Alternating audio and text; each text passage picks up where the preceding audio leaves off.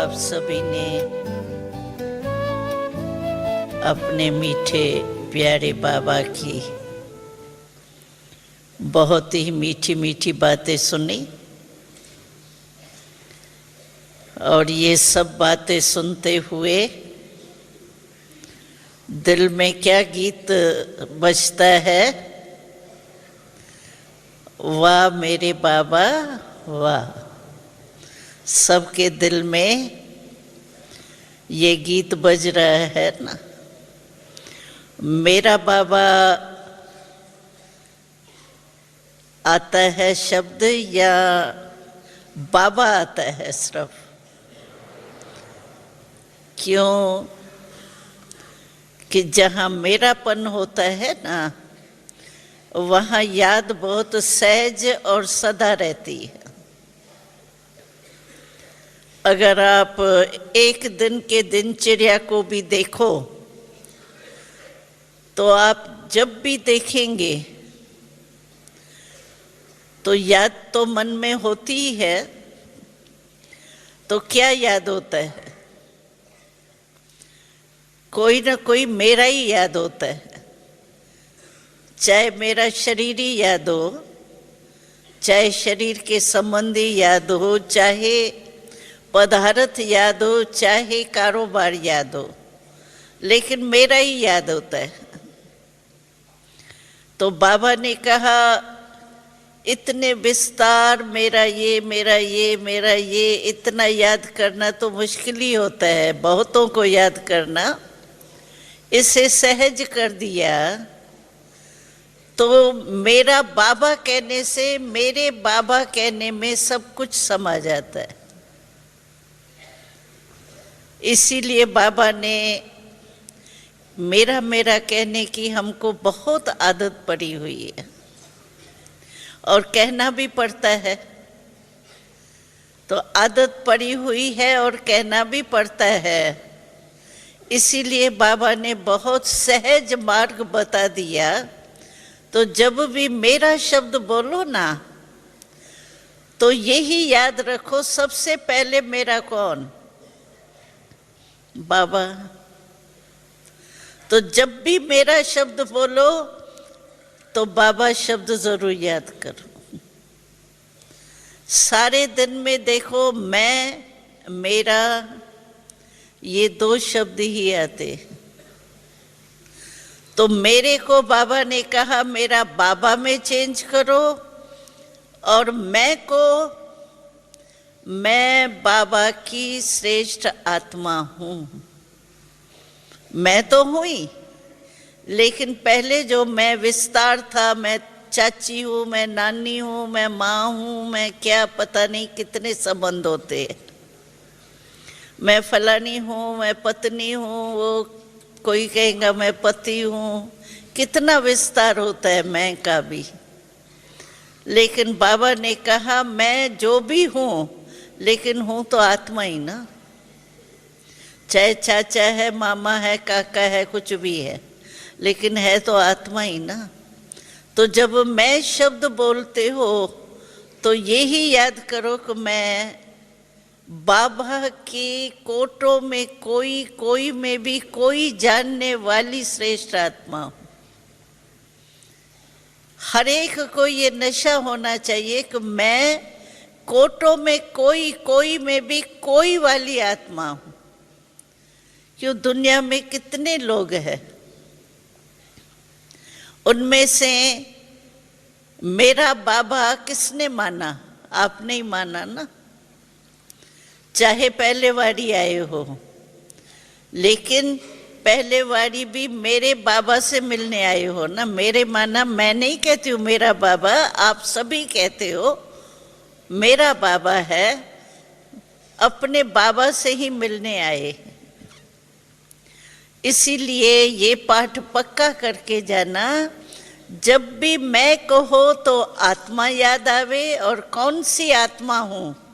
सिर्फ आत्मा नहीं, आत्मा ज्योति बिंदु है। अभी बिंदु टिकती है नहीं टिकती है बुद्धि में, लेकिन मैं कौन सी आत्मा हूँ? बाबा रोज जो टाइटल देता है उसको याद करो कि मैं ऐसी आत्मा हूँ, मैं विशेष आत्मा हूँ, मैं बाबा के दिल तख्त पर बैठने वाली आत्मा हूँ, मैं बाबा के नैनों के नूरे रतन हूँ। ऐसे भिन्न भिन्न टाइटल जो बाबा देते हैं, वो रोज याद करो कि मैं वो आत्मा हूँ।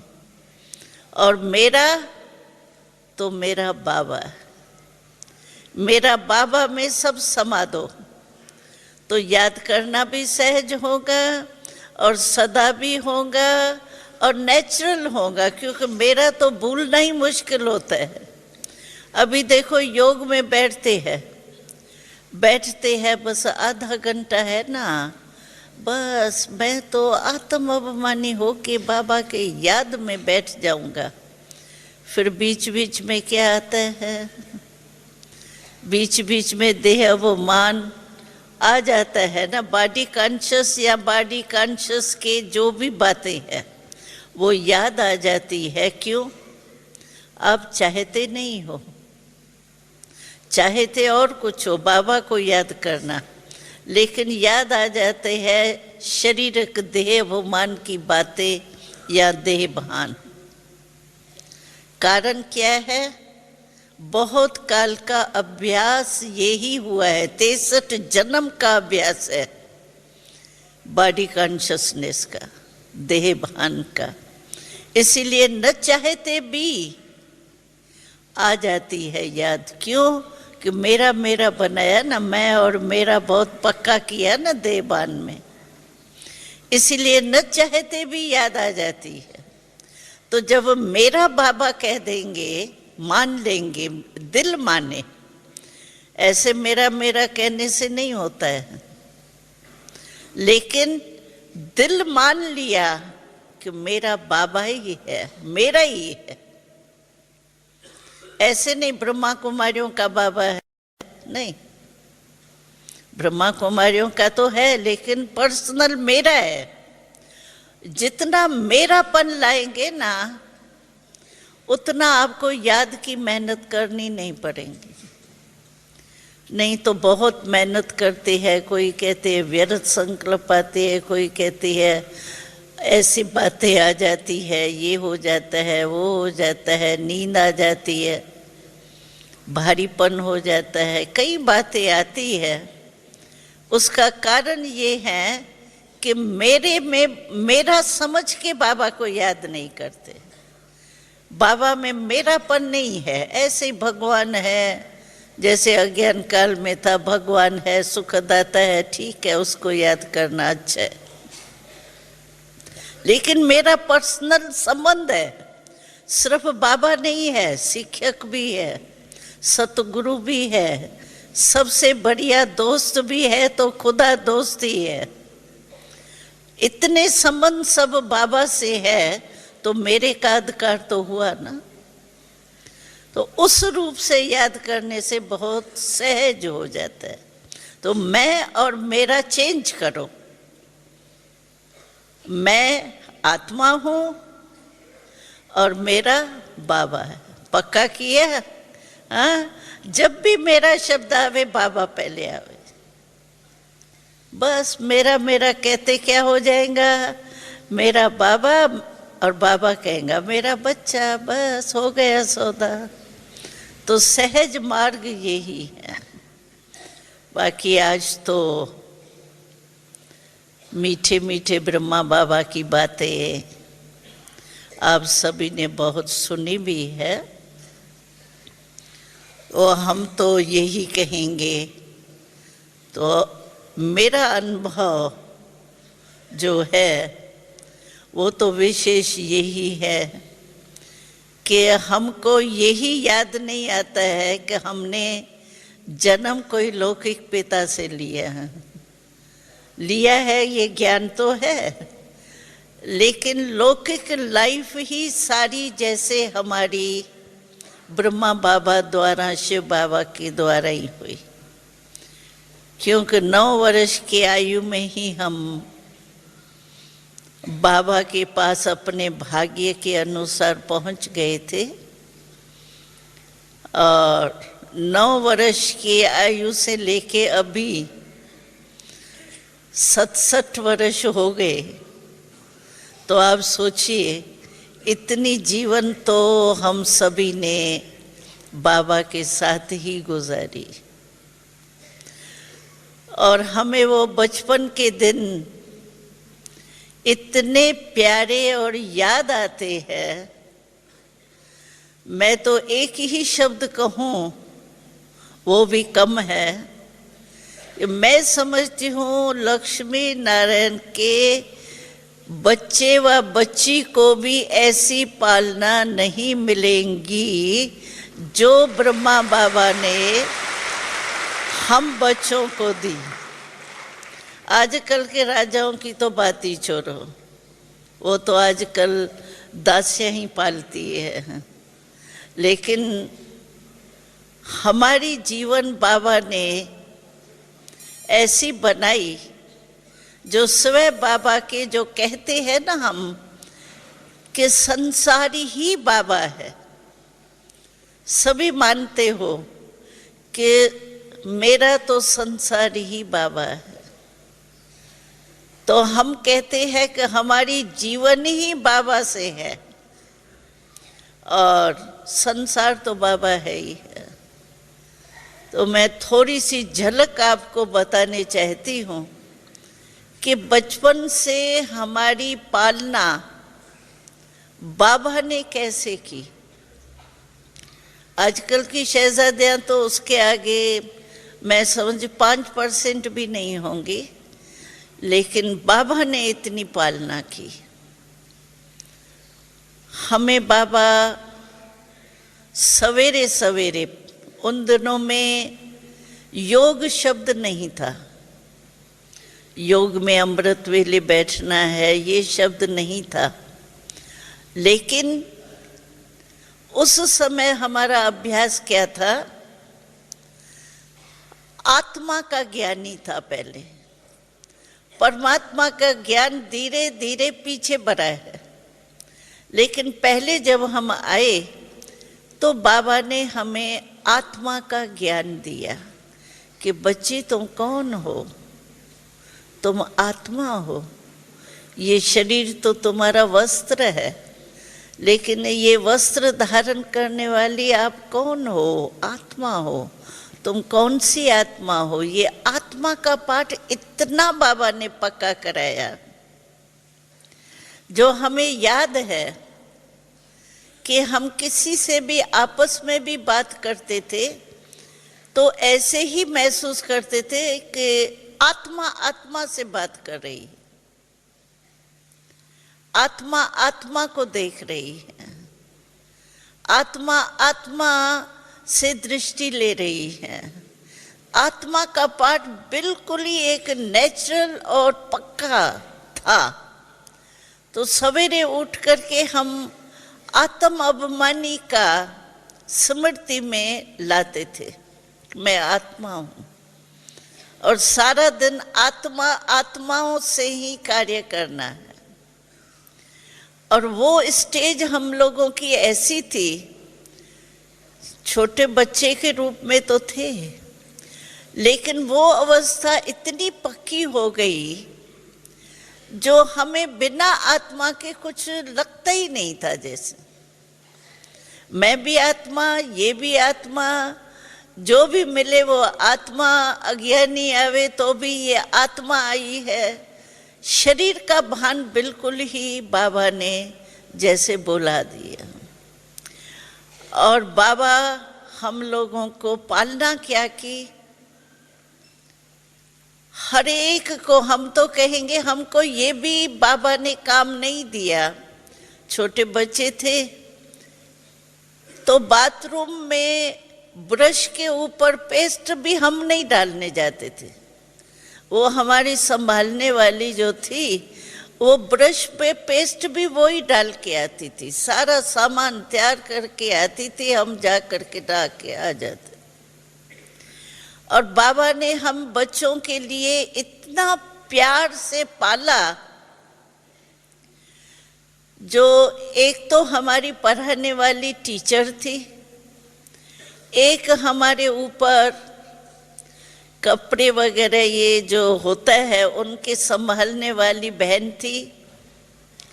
एक फिर मालिश के लिए हम लोगों के लिए बाबा ने प्रबंध किया हुआ था, सुलाना, तैयार करना।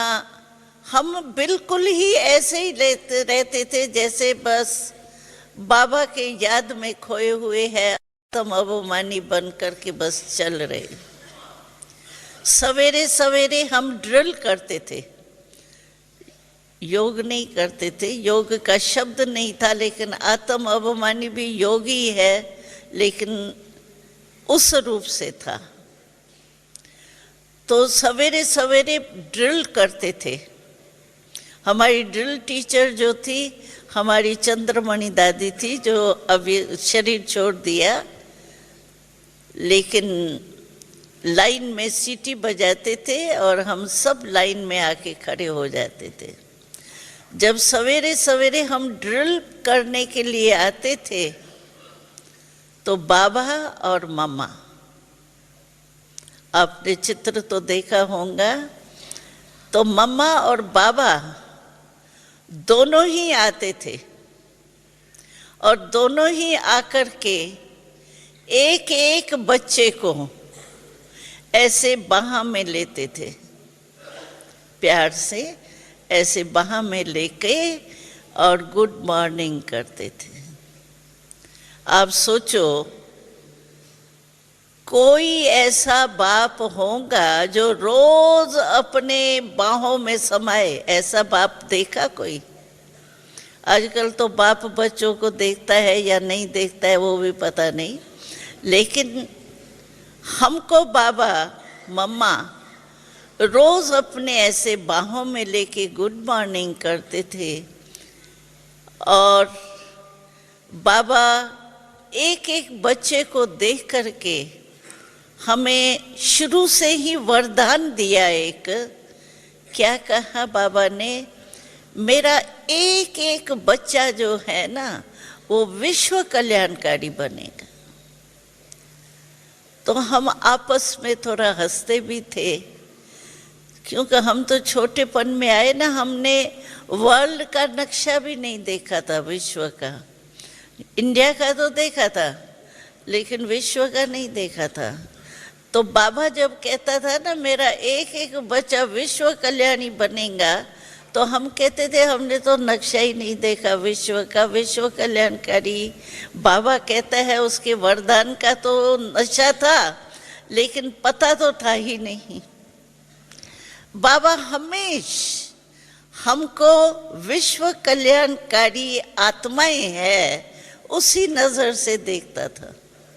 और आज हम देख रहे हैं कि बाबा ने जो बचपन का वरदान दिया विश्व कल्याणकारी बनना है, वो हमारे साथ आप भी विश्व कल्याणकारी बन गए हैं ना।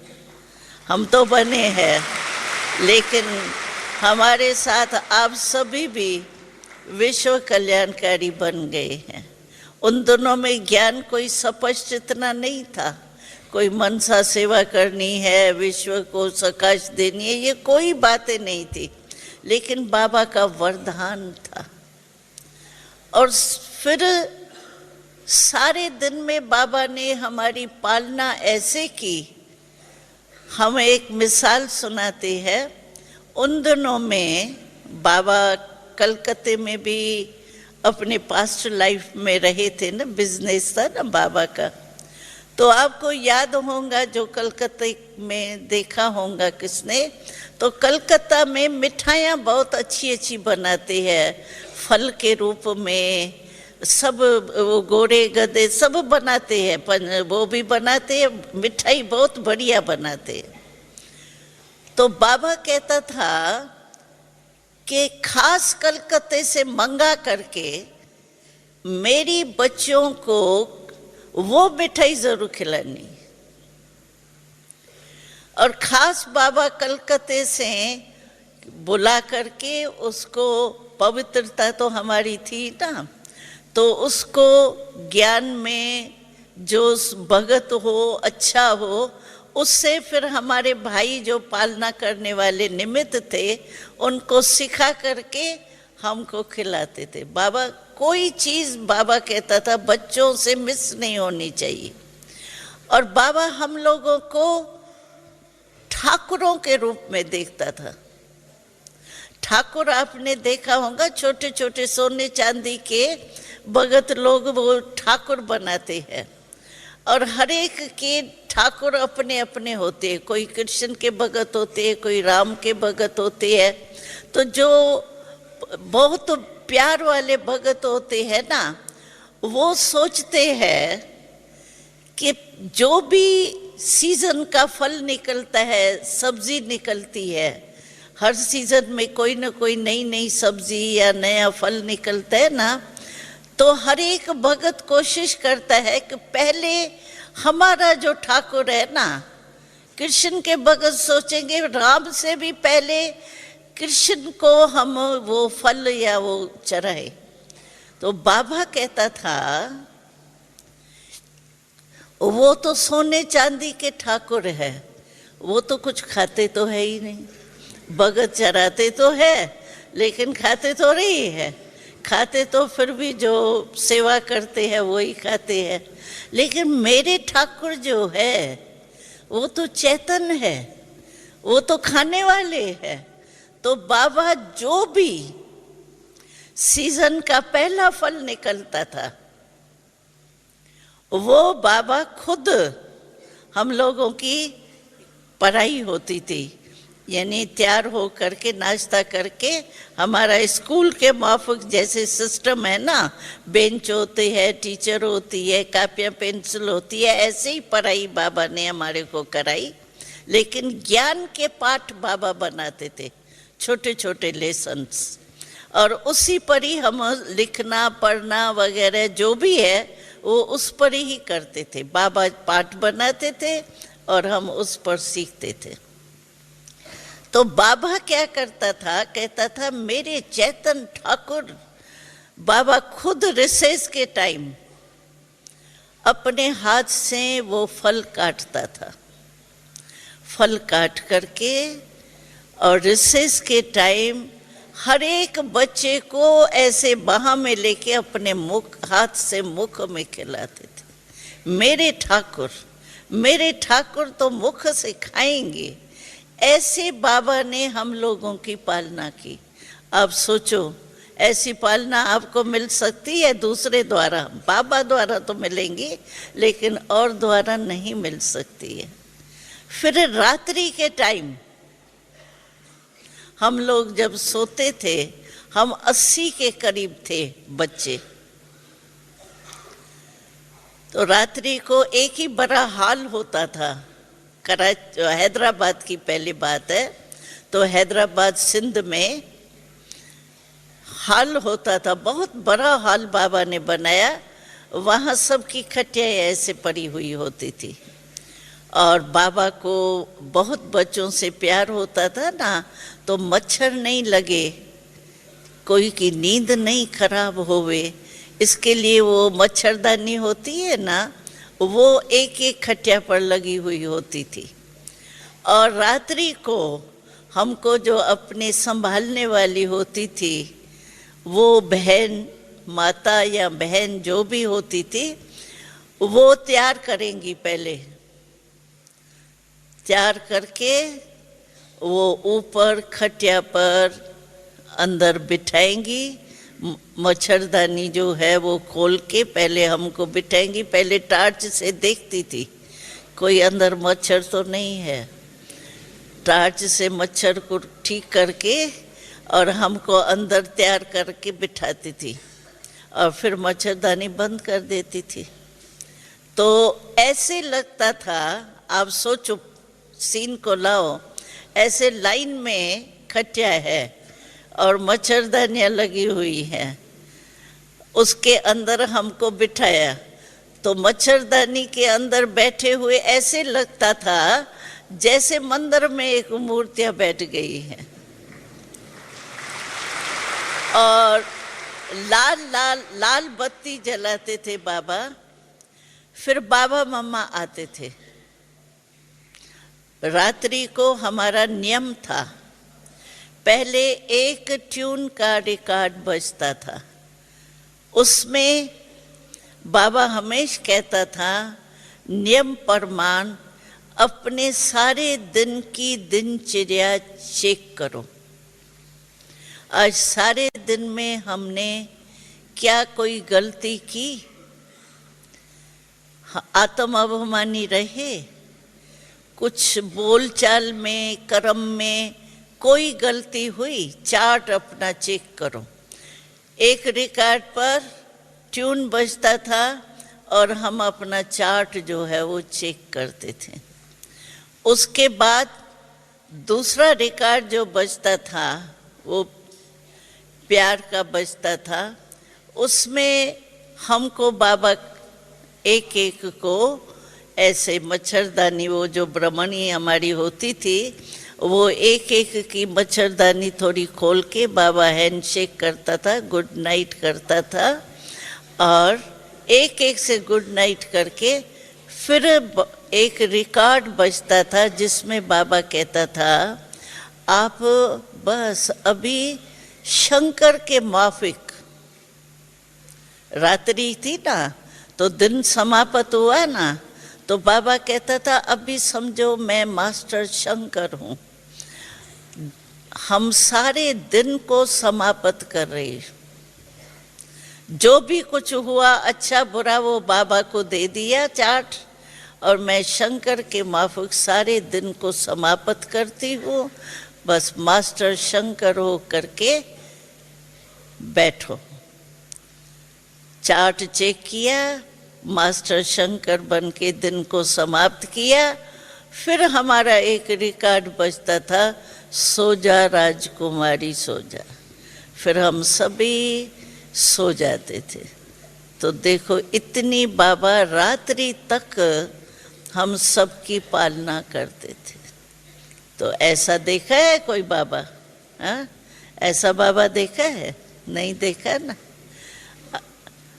आप कहेंगे हम लोगों के होते तो बाबा था ही नहीं। हम आपसे प्रश्न पूछते हैं, हम फॉरेन में गए थे, वहाँ हमने एक प्रश्न पूछा था फॉरेन वालों से, हमने कहा आपने तो बाबा देखा ही नहीं। ब्रह्मा बाबा, अव्यक्त बाबा की तो बात छोड़ो, वो तो बुद्धि बल से जानने का है, शिव बाबा भी योग द्वारा जान सकते हैं, लेकिन साकार में ब्रह्मा बाबा तो आपने देखा ही नहीं। तो हमको बहुत अच्छा जवाब दिया उन्होंने। आपसे भी मैं पूछती हूँ, आपसे कोई पूछे आपने ब्रह्मा बाबा को देखा है? देखा है? जो नए नए आए हैं उन्होंने देखा है? हाँ या ना? हाँ, कैसे देखा? तो हमको फॉरेन वालों ने बहुत अच्छा जवाब दिया, कहा दादी हमने आज आपसे भी ज्यादा देखा है। कैसे देखा है? तो कहने लगे कि आपने तो इन आंखों से देखा, लेकिन हमने जो है ना वो अनुभव के आंख से देखा है। तो अनुभव की आंख जो होती है वो सबसे नंबर 1 अथॉरिटी होती है, अनुभव। देखी हुई बात में तो कोई ऐसे बुमला करके कहेगा नहीं नहीं अरे तुम्हारी आंख ने धोखा दिया है, ऐसा थोड़ी होता है। लेकिन अनुभव की हुई बात कोई भी बदल नहीं सकता है। हम क्या कहेंगे, अनुभव की हुई कोई भी बात है, जैसे मानो हमने चीनी का अनुभव किया है, मीठी है। अगर सारे वर्ल्ड की आत्माएं कहे नहीं बहन जी आप गलती करती हो, चीनी खारी भी होती है, आपको पता नहीं है, चीनी मीठी नहीं होती है, आप मानेंगे? क्यों? क्योंकि आपने चख के देखा है, अनुभव करके देखा है। तो अनुभव की हुई जो चीज होती है ना वो होती है नंबर 1 पहचान। तो उन्होंने कहा बहन जी हमने तो अनुभव किया है ब्रह्मा बाबा हमारा बाबा है, आपने तो आंखों से देखा, लेकिन हमने अनुभव के आंख से देखा है। तो आप बताओ, हमने नहीं देखा है? हमने कहा पहले आपने देखा है। तो आप सभी ने भी अगर अनुभव किया है मेरा बाबा है, तो आपने भी देखा है। अगर अनुभव नहीं किया है सिर्फ सुनने से, तो कभी आप बदल भी सकते हो, कभी संकल्प उठ सकता है, पता नहीं ठीक है या नहीं है, समझ में तो आता ही नहीं है। कहते हैं तो होगा, ऐसे होगा दुविधा में।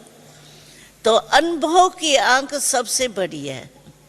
तो हमने अनुभव भी किया है, ऐसे नहीं है सिर्फ हमने इस आंखों से देखा, हमने तो प्रैक्टिकल पालना का भी अनुभव किया है। लेकिन अनुभव कोई कम नहीं होता है। अनुभव ऐसी चीज है जो मरने तक आपको कोई वो भुलाने की कोशिश करे तभी भूल नहीं सकते। तो इसी रीति से हम लोगों की बाबा ने पालना की, और हर एक को ऐसा बाबा ने योग्य बनाया, जो बाबा के प्यार में हम लोगों को तो पता ही नहीं पड़ता था दिन कैसे बीता, रात कैसे बीती। प्यार जो बाबा का आत्मक प्यार, परमात्म प्यार, क्योंकि ब्रह्मा बाबा तो पहली आत्मा है। एक ही तन द्वारा आत्मक प्यार भी और फिर परमात्म प्यार भी। परमात्म प्यार और आत्म प्यार जब दोनों का अनुभव हो गया, तो आप सब बताओ उसके सिवाय और क्या याद आ सकता है। और बाबा, ब्रह्मा बाबा में देखा, ब्रह्मा बाबा भले आत्मा थी, लेकिन पहला नंबर की आत्मा ब्रह्मा बाबा है। लास्ट जन्म भी ब्रह्मा बाबा का और पहला जन्म भी ब्रह्मा बाबा का श्री कृष्ण के रूप में होगा। तो पहली आधी आत्मा ब्रह्मा बाबा है। उसके प्यार, जिसको हम अभी कहते हैं बाप दादा, तो बाप दादा दोनों का प्यार आप सोचो क्या होगा। तो प्यार के पल, वो कहते हैं ना बच्चे को झूले में झुला करके पालते हैं, तो हम तो समझते हैं हम आत्मा का प्यार और परमात्मा के प्यार के झूले में ही पले हैं और पल करके आज सेवा पर उपस्थित हुए। तो ये है हम सबका अनुभव। लेकिन बाबा को हमने देखा, कितनी बड़ी अवस्था थी। 60 वर्ष के आयु के बाद बाबा में प्रवेशता हुई है, लेकिन एंड तक बाबा कभी भी आधार से नहीं बैठा। हम तो फिर भी ऐसे आधार से अभी सीट इस पर बैठे हैं ना, आधार है पीछे, लेकिन बाबा कभी भी 60 वर्ष की आयु में प्रवेशता ही। उसके बाद बाबा की अलौकिक जीवन भी रही, लेकिन लास्ट तक बाबा कभी भी आधार से नहीं बैठा। ये किसकी कमाल। चश्मा नहीं पहना बाबा ने। ये एक बाबा के, शिव बाबा की प्रवेशता के कारण बाबा में एक अथॉरिटी होने के कारण बेफिक्र बाबा था। कितना हंगामा आप सोचो। ब्रह्मा बाबा द्वारा शिव बाबा ने सारे विश्व में जो भी मान्यताएं है उसको कट करके नया ज्ञान दिया। ब्रह्मचारी युगल रहते हुए ब्रह्मचारी रहे, ये किसी महामंडलेश्वर ने भी ज्ञान दिया, जगत गुरु ने भी ज्ञान दिया। हमको याद है हमारा जो प्रेसिडेंट जी है ना, अभी दिल्ली में हम रहते हैं, तो फंक्शन के पहले हम उस प्रेसिडेंट से, उसने 1.5 घंटा टाइम दिया था स्पिरिचुअल टॉक करनी है मेरे को। कोई बॉडीगार्ड, सेक्रेटरी वगैरह सबको कहा तुम बैठ जाओ, हमको स्पिरिचुअल टॉक करनी है। तो वो 1.5 घंटा हम लोगों के साथ बैठा, 3-4 जनों को ही बुलाया था। तो हमने देखा उसमें उसने अपना अनुभव सुनाया, कहा मुझे आप लोग क्यों प्यारे लगते हो, मैं आप लोगों से सुनने चाहता हूँ। क्यों? तो अपनी बात सुनाई। कहा अभी 1 मास पहले, उन दिनों में 1 मास पहले की बात सुनाई।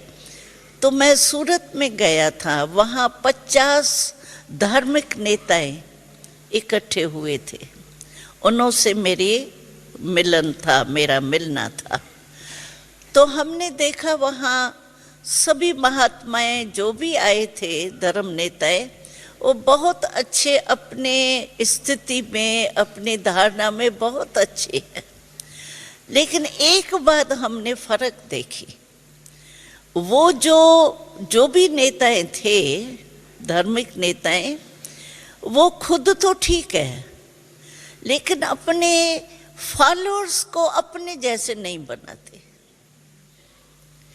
और यहाँ मैंने देखा है, तो जो भी आपके पास आते हैं उनको आप अपने जैसा ही बनाते हैं।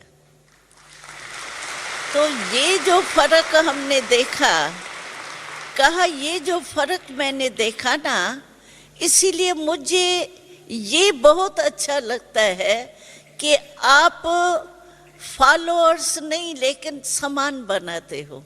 और वो कहते फॉलोअर्स है लेकिन फॉलो एक भी नहीं करता है। और हम आपको सुनाए, जब हम छोटे थे तो हम ड्रिल करने के बाद बगीचे में बाबा घूमने भेजता था, जब 9-10 वर्ष के हम थे। तो वहाँ क्या होता था, बगीचा था, बगीचा बहुत बड़ा था। तो हम लोग भी जाते थे खेल करने, बास्केटबॉल, ये फुटबॉल, ये खेल बाबा कराता था, सिखाता था। दूसरी तरफ जो है, ये सन्यासी लोग जो है ना, वो आपस में संगठन बना के, जैसे नहीं स्नेह मिलन किया जाता है, रूह रेहान की जाती है, ऐसे वो साधु लोग भी आते थे। दूसरे तरफ वो हमेशा बैठते थे। एक दिन क्या हुआ, बाबा ने कहा, बच्चा एक मेरे को संकल्प आ रहा है, आप में से सबसे छोटे में छोटी बच्ची कौन है? तो सबसे जो छोटी थी उसने हाथ उठाया। कहा सबसे जो छोटी बच्ची है ना, अगर छोटी बच्ची को कहा तुम्हारे में हिम्मत है तो ये जो साधु लोग बैठे हैं ना, उनसे तुम एक प्रश्न पूछ के आओ। उसने कहा हाँ बाबा मैं प्रश्न पूछूंगी। बाबा ने कहा इनसे प्रश्न पूछो, तो आप जो कहते हो कि हमारे फॉलोअर्स है, तो फॉलोअर्स का अर्थ तो है फॉलो करने वाले। तो क्या आपके जो फॉलोअर्स आते हैं वो आप जैसे पवित्र बनते हैं? आप जैसे ब्रह्मचर्य में रहते, ब्रह्मचर्य शब्द नहीं था, पवित्र रहते हैं? ये प्रश्न पूछ के आओ। तो वो लड़की जो है छोटी में छोटी थी ना, छोटी बच्चे को तो कोई डांटता नहीं है ना, प्यार से ही करता है, छोटी थी। तो वो गई और उन साधुओं से प्रश्न पूछा। तो कहा तुमको किसने सिखाया है ये प्रश्न? कहा हमको बाबा ने कहा है, इनसे पूछ के आओ। तो कहा, तो हंसने लगे, भाई तुमको क्या पता पवित्रता क्या, अपवित्रता क्या? उन लोग को तो हंसी में कहा। फिर ये कहने लगे, एक दो में कहने लगे, अगर हम फॉलोअर्स को अपने जैसे पवित्र बनाए तो हमारा तो शरीर निर्वाही खत्म हो जाएगा। तो पलेंगे कहाँ से?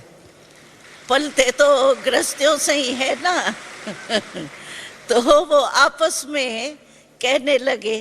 तो वो कुमारी जो थी वो थी तो श्रूड न, तेज थी बहुत। तो कहते बाबा को, बाबा था नहीं उसी समय, बाबा ने हमको कुमारी को सिखाया था।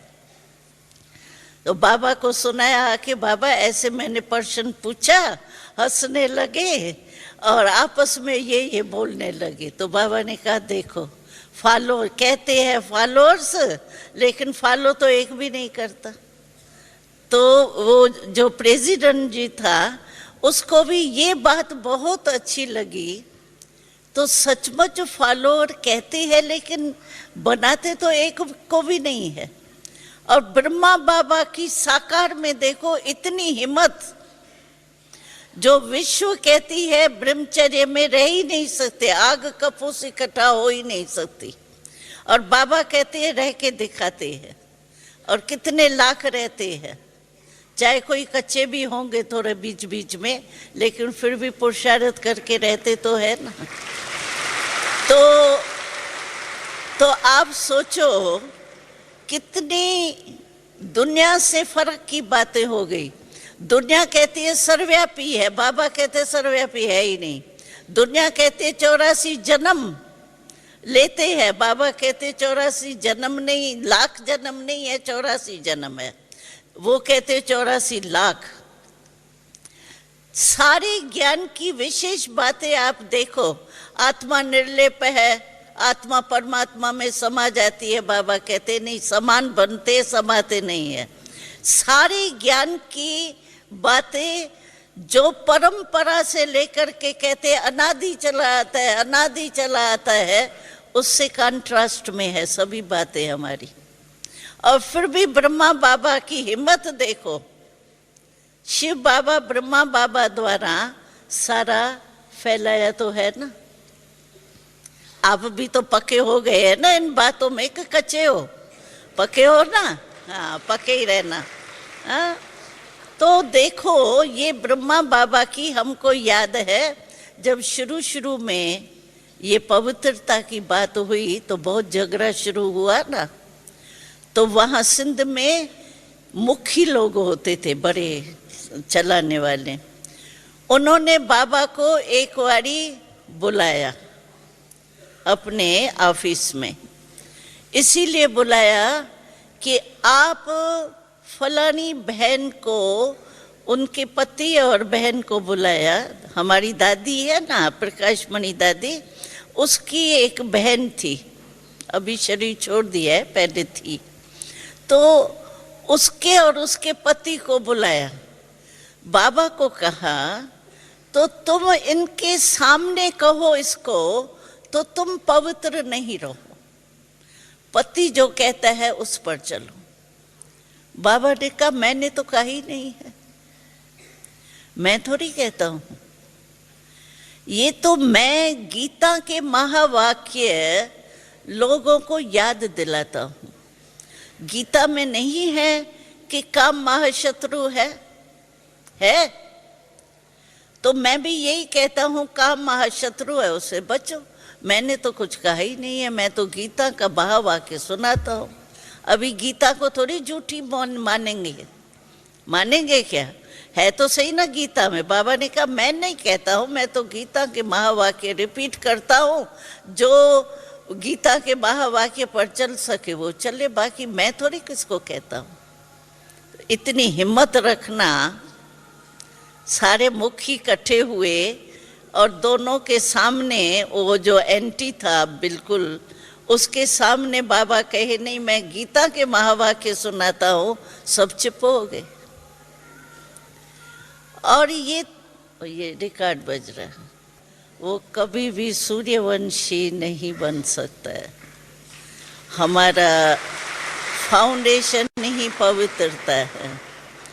तो हम आपको एक कहानी सुनाते हैं प्रैक्टिकल की। तो यहाँ हर वर्ग के प्रोग्राम तो हम रखते ही है, आपको पता ही होगा। तो एक बारी हरिद्वार के महामंडलेश्वरों को निमंत्रण देके यहाँ बुलाया था। कोई 17-18 के करीब महामंडलेश्वर, दूसरे तो छोटे छोटे होते हैं, लेकिन महामंडलेश्वर आए थे। तो एक जो महामंडलेश्वर आया था उसने कहा तो मुझे शक है तो ये जवान जवान भाई बहनें यहाँ रहते हैं, साथ रहते हैं, और वहाँ भी घरों में भी रहते हैं। आप कहते हैं पवित्र रहते हैं, मुझे थोड़ा सा शक्य पड़ता है। अभी शक्य पड़ता है वो तो हम तो अनुभव ही सुना सकते हैं, और क्या करेंगे। तो उसने कहा मेरे को एक परमिशन चाहिए। कौन सी?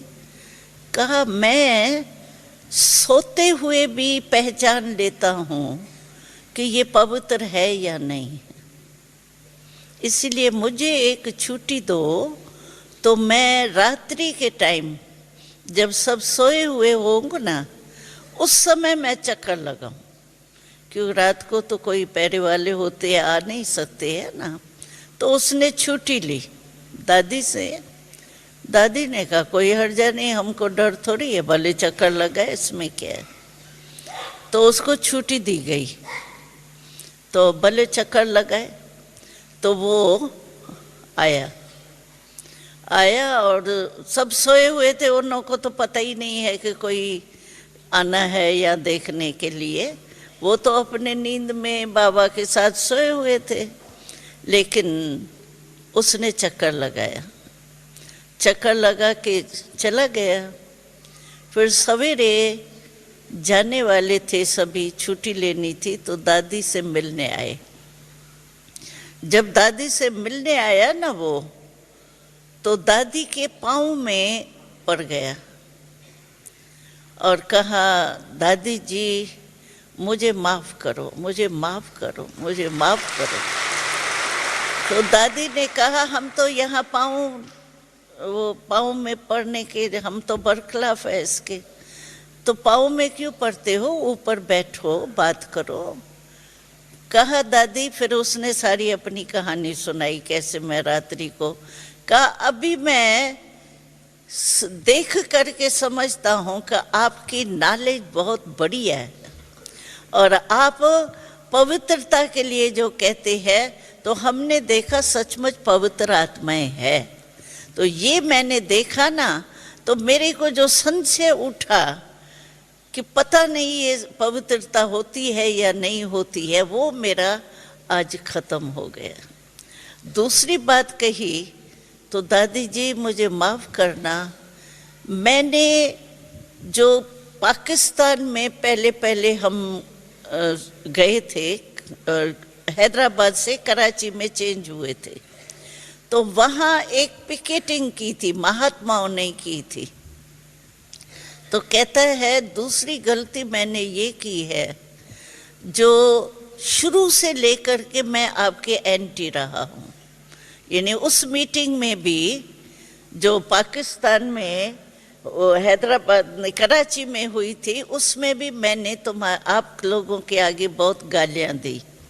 और फिर बाद में कुंभ के मेले हमारे जहाँ तहाँ लगते हैं, तो कहता है कि मैं आप लोगों का माइक चलता था, आपका ज्ञान का चलता था, और मैं सामने ही माइक लगा करके गालियाँ देता था आप लोगों को। तो मैंने बहुत गलती की है, इसीलिए मुझे माफ़ कर लो, मैं अभी कभी भी गालियाँ नहीं दूंगा, और मुझे निश्चय है कि यहाँ पवित्रता की शक्ति है। तो देखो कितने भी बड़े महामंडलेश्वर हो, लेकिन कोई की ताकत है ऐसे पवित्र बनावे, दूसरे को भी बनावे। ब्रह्मा बाबा पवित्र बना वो तो छोड़ो, लेकिन पवित्र बन करके शिव बाबा के बल से औरों को भी प्रवृत्ति में रहते पवित्र बनाए। ये सारे द्वापर से लेके अभी तक जो भी महात्मा, धर्म नेता, परम पिता, ये धर्म के धर्म स्थापक जो भी है, महामंडलेश्वर है, जो भी हुए हैं, वो उसने ये कुछ किया, सिखाया। इससे सिद्ध है कि परमात्म ज्ञान ये है। आत्माओं ने ज्ञान दिया, राइट है, पवित्र बने, उसके कारण सृष्टि थमी रही, ये ठीक है, उन्होंने अपना अपना काम किया। लेकिन परमात्मा और आत्माओं के कार्य में कितना अंतर है। और हमारी दादी जानकी एक बहुत अच्छी बात सुनाती है, कहती है फॉरेन वाले जब हमारी हिस्ट्री सुनते हैं तो कहते हैं आप लोग कहते हो परमात्मा हमको पढ़ाते हैं, परमात्मा का ज्ञान है, ये किससे सिद्ध होता है?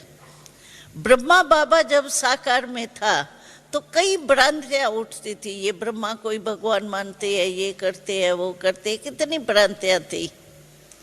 लेकिन यही एक संस्था है जो ब्रह्मा बाबा अव्यक्त हो गए और उसके बाद कितनी वृद्धि हुई है। नहीं तो जिस भी संस्था का गुरु चला जाता है डगमग हो जाता है। लेकिन ये परमात्मा का ज्ञान है, परमात्मा पढ़ाने वाला है। ये सिद्ध होता है कि ब्रह्मा बाबा का साकार शरीर तो समाप्त हुआ ना, भले अव्यक्त रूप में आते हैं लेकिन साकार शरीर तो खत्म हुआ ना, जो भ्रांति थी वो खत्म हुई। और ये सिद्ध हो गया कि हम ब्रह्मा बाबा को भगवान नहीं मानते हैं, लेकिन निराकार परमात्मा शिव ब्रह्मा द्वारा करते थे, जो अभी भी कर रहे हैं, वो थोड़ी खत्म हुआ। निराकार तो कायमी है ना, तो उसकी डायरेक्शन पर हम चल रहे हैं, ये हमारा ज्ञान सिद्ध करता है। तो जानकी दादी कहती है फॉरेन वाले तो बहुत महिमा करते हैं कि आपका गुरु चला गया और उसके बाद फॉरेन में सेवा थी नहीं, बाबा के होते। फॉरेन में एक सेंटर नहीं था, नाम निशान नहीं था, लेकिन ब्रह्मा बाबा के अव्यक्त होने के बाद अभी सारी जो भी स्टेट है सब में कितने, एक एक स्टेट में कितने हैं सेंटर।